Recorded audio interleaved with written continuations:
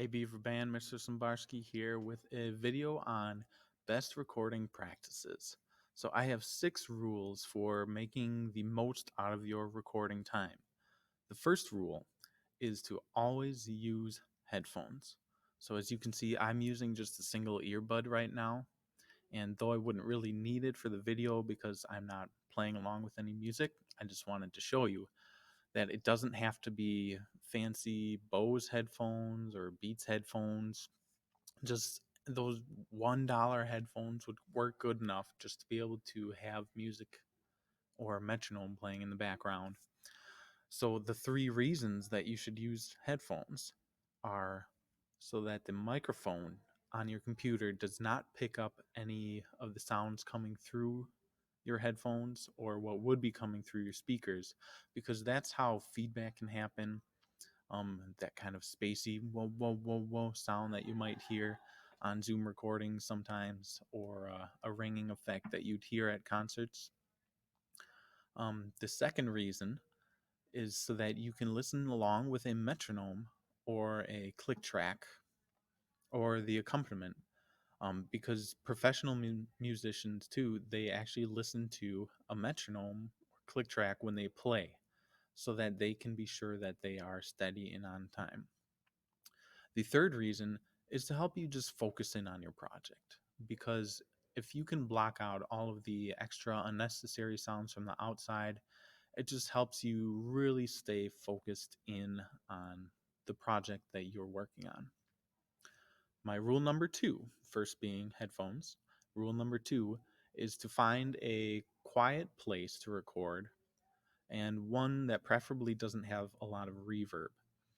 So if you were to record in your bathroom, for instance, you would have all this extra echoing effect, um, which certain reverb can be nice, like in a concert hall or a cathedral, but it's better to record in a dead environment. And if you wanted to add reverb, you can do that using your DAW of choice, like Soundtrap. The third rule is that when you record, you want to test your sound before you save and send it off. So this involves how close your microphone is to your instrument or your voice. And obviously, the closer the microphone is, the better it will pick up your sound. But if you get really close to the microphone, like I'm doing like this, it changes the sound some way. And if you get ultra close, then it starts to warble and distort the sound. So you want to find the best distance from the mic, as well as the mic angle. So if I'm playing a trumpet, I might not want to play my trumpet right into the computer microphone, because a computer a lot of times has an auto compression feature, and it would just stop your sound. So a lot of times you want to play a little bit off to the side, or if it's not working well, just figure out what way works the best for you.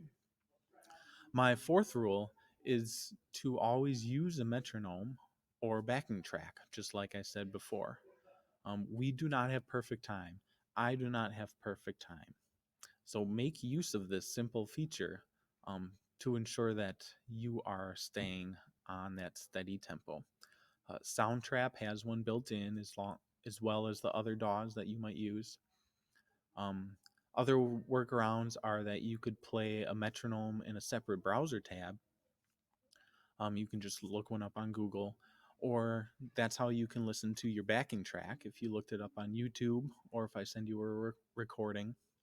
And the third way of doing a metronome or backing track would be to listen on one device. So, say you press record on your computer and play into your computer while you're listening to the song from off your phone, or vice versa. The fifth rule is that it's gonna take you multiple times. So I think this is like my fourth or fifth take already, taking this video. So hopefully I can get all the way through it.